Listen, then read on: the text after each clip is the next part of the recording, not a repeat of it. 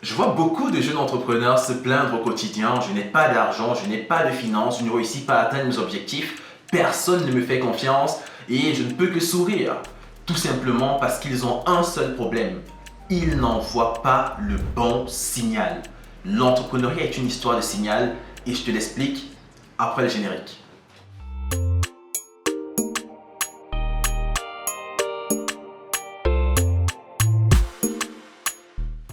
Salut à toi et bienvenue sur la page DKP B-Learning. Je suis Paul Dormo Kianfac. Cette page, nous parlons de techniques de gestion, de stratégies de création de valeur, car nous sommes convaincus d'une chose, c'est que chaque Africain, toi qui regardes cette vidéo, tu as la possibilité d'agir en créant une activité dès aujourd'hui. Je vais répondre aujourd'hui à une question qui m'a été posée longuement. Pourquoi est-ce que d'autres réussissent à avoir des finances? Pourquoi d'autres ne réussissent pas à avoir? C'est quoi le problème? Qu'est-ce qui fait la différence entre d'autres entrepreneurs et d'autres entrepreneurs qui réussissent, d'autres qui échouent? Bref, des questions allant dans ce sens-là. Ma réponse sera toute simple. Si et seulement si aujourd'hui tu ne réussis pas à convaincre des investisseurs, si et seulement si tu ne réussis pas à convaincre ceux qui sont autour de toi de te suivre dans la réalisation d'un objectif, c'est tout simplement parce que le signal que tu envoies n'est pas le bon. On va un peu s'intéresser à l'économie et à la théorie. La théorie du signal a été lancée par un certain Akerlof dans une situation suffisamment classique. Il s'intéresse principalement à ce qu'on appelle le marché des voitures d'occasion. Pour tous ceux qui ont déjà acheté une voiture, vous savez comment ça se passe. Quand tu prends une voiture neuve, tu n'as aucun souci, mais quand tu prends une voiture d'occasion, il y a 90% de chances que tu te fasses arnaquer dans le cadre de cette transaction-là.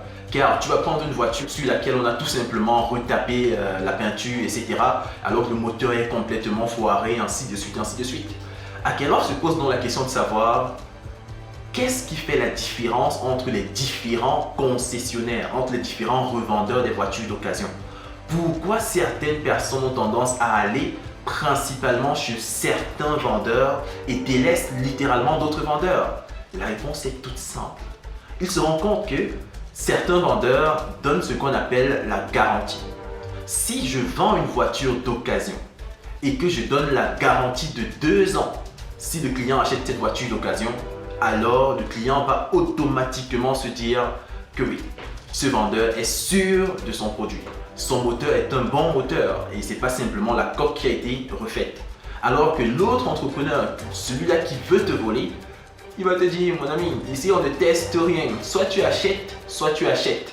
Donc il y a un signal. Les concessionnaires qui avaient le plus d'argent et qui vendaient des voitures d'occasion, c'était tout simplement ceux-là qui donnaient un peu de garantie. Et cette garantie-là constituait le signal envoyé par le vendeur pour que le client qui arrive puisse automatiquement l'identifier et acheter la voiture chez lui. Cette théorie est une théorie qui m'a vraiment beaucoup aidé pour pouvoir attirer énormément d'investisseurs. Chers jeunes, lorsque tu veux créer une entreprise, tu dois avoir des actionnaires. Quand tu veux créer une entreprise, tu dois travailler avec un personnel. Quand tu veux créer une entreprise, tu dois collaborer avec les différentes administrations autour de toi. Première étape, il faut attirer les investisseurs. Quel est le signal que tu envoies aux investisseurs? Tu peux rencontrer un investisseur, tu portes les babouches. Tu peux avoir un investisseur qui commence à raconter, non, en fait, la dernière fois que j'ai demandé, c'est il y a 3 semaines. Hein. Comment il va te faire confiance? Il ne peut pas te faire confiance. C'est vraiment seulement dans les films que vous voyez les Mark Zuckerberg porter des t-shirts, les mêmes pantalons pour aller saluer les investisseurs. Les gars ont déjà de l'argent. Toi, tu cherches encore de l'argent. C'est toi qui me dis non, je suis trop humble. Tu es humble, tu as l'argent, ouf. Tu n'as même pas encore l'argent, tu parles d'humilité.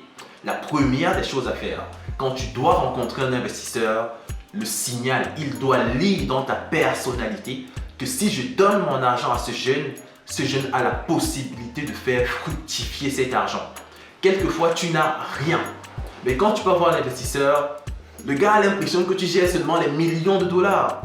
Tout dépend du signal que tu envoies, l'expression que tu adoptes. Tu peux pas aller voir un investisseur et te dire yo, Combi, c'est comment, non? Mais je suis en train de chercher des gars qui vont investir. Non. L'investisseur doit comprendre et voir en toi le fait que tu as la capacité, la compétence, la tenue nécessaire pour pouvoir agir. Ce n'est pas qu'une histoire de projet. Tu peux avoir le meilleur projet de la planète. Mais si le signal que tu envoies n'est pas le bon, tu n'auras aucun investisseur. On est d'accord, ton grand frère, ta grande soeur, tes cousins, tes cousines, encore si et seulement si tu es un gars normal, vont facilement te mettre à disposition de l'argent. Mais lorsque tu auras besoin de gros investisseurs, ça va automatiquement bloquer. Ça, c'est le premier pan. Maintenant, le second pas également, c'est le pan familial. Beaucoup de personnes se plaignent également que quand je veux lancer une activité, ma famille ne me fait pas confiance. Quel argument est-ce que tu as donné à ta famille pour te faire confiance? Quel est le signal que tu as envoyé à la famille? C'est toi, lorsque j'étais petit, à la maison, dès qu'on met 200 francs CFA, ça disparaît. Et tu veux que demain on te confie 1 million, on te confie 100 millions, on te confie 5 millions. C'est impossible.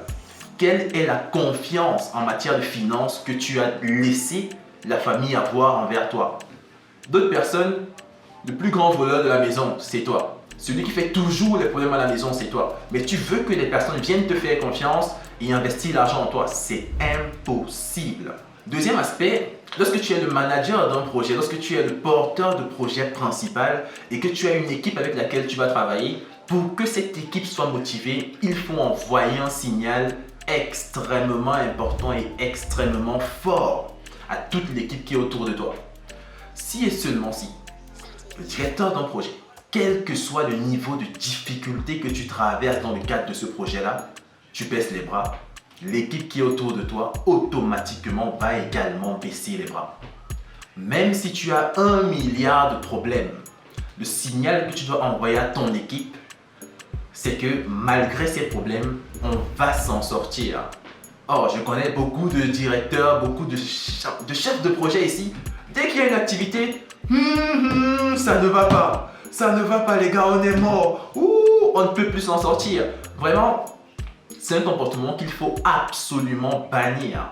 Tu dois bannir ce comportement si et seulement si tu souhaites attirer les investisseurs, si et seulement si tu souhaites maintenir les équipes autour de toi. Et c'est seulement de cette manière-là que tu pourras atteindre les objectifs. Et enfin dire que ces investisseurs, ou du moins ces entrepreneurs qui réussissent, je fais partie de ces entrepreneurs-là.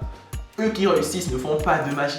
Je tiens à te rappeler qu'il y a beaucoup d'entrepreneurs qui sont sur les réseaux et disent tout le temps « Non, tout va bien, j'ai investi tel, qui ont des problèmes. » Si on te parle de leurs problèmes, toi seul, tu vas abandonner l'entrepreneuriat très vite. Donc de grâce, travaille le signal que tu envoies et seulement lorsque ce signal sera un signal pertinent, concret, crédible, tu pourras avoir tout type d'investissement dont tu as besoin. C'est tout ce qui était prévu pour toi dans le cadre de cette vidéo. Ne l'oublie jamais, c'est parce qu'on a cru qu'on a commencé et c'est parce qu'on a commencé qu'on pourra devenir quelque chose. Believe, begin, become. De grâce, abonne-toi et partage ta vidéo.